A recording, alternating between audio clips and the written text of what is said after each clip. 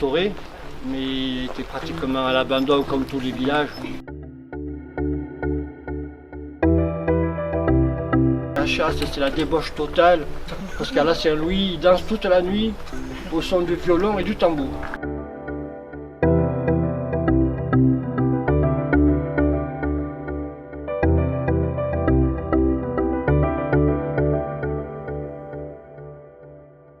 Sur la région, c'est à peu près 600 000 brebis qui transhument.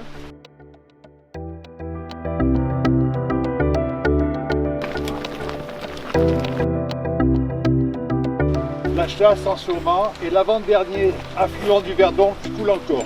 À 20 km de là, tout est sec. Le Verdon rentre dans la partie provençale. On va faire 3 petites lectures qui ne dépasseront pas les 25 minutes. C'est un pin des Alpes. Parent du sapin, mais plus touffu et solitaire. La réponse, c'est les champignons. Bon, c'est bien, mais on va essayer d'aller un petit peu plus loin.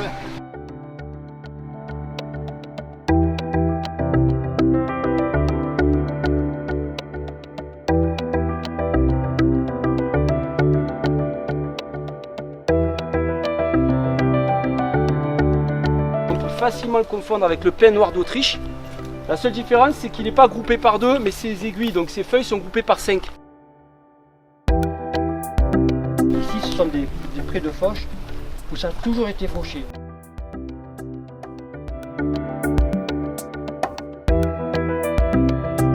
Depuis des millénaires et des millénaires, l'homme a laissé des traces ici et il a fait avec ce qu'il trouvait, c'est-à-dire de la pierre et aussi du bois. On a vu beaucoup de ruines de cabanes, il y en a beaucoup d'autres là dans tout ce fond de vallée. Avant, il y avait beaucoup de petits bergers qui venaient avec des bergers avec leurs petits troupeaux.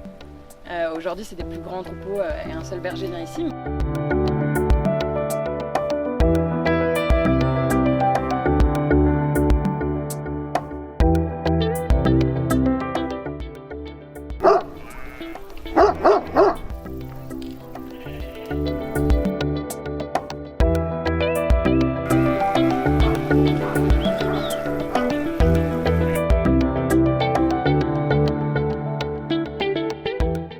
Voyez comme ils sont là, ces moutons qui cheminent.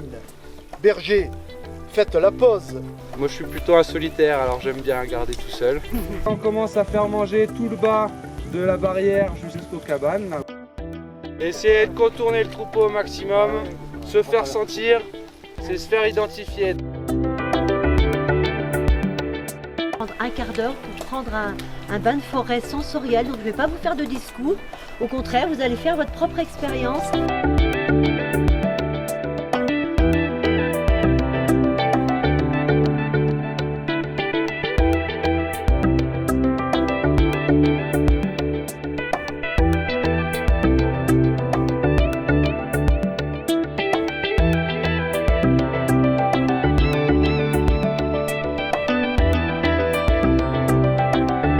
On a été financé par la région et l'Europe à hauteur de 75%.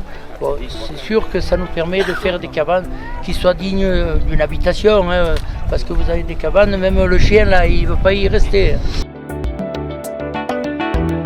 Certains sont bergers ou bergères que l'été en alpage, certains sont bergers toute l'année. Il y a de plus en plus de femmes qui viennent faire le métier, on trouve ça plutôt rassurant.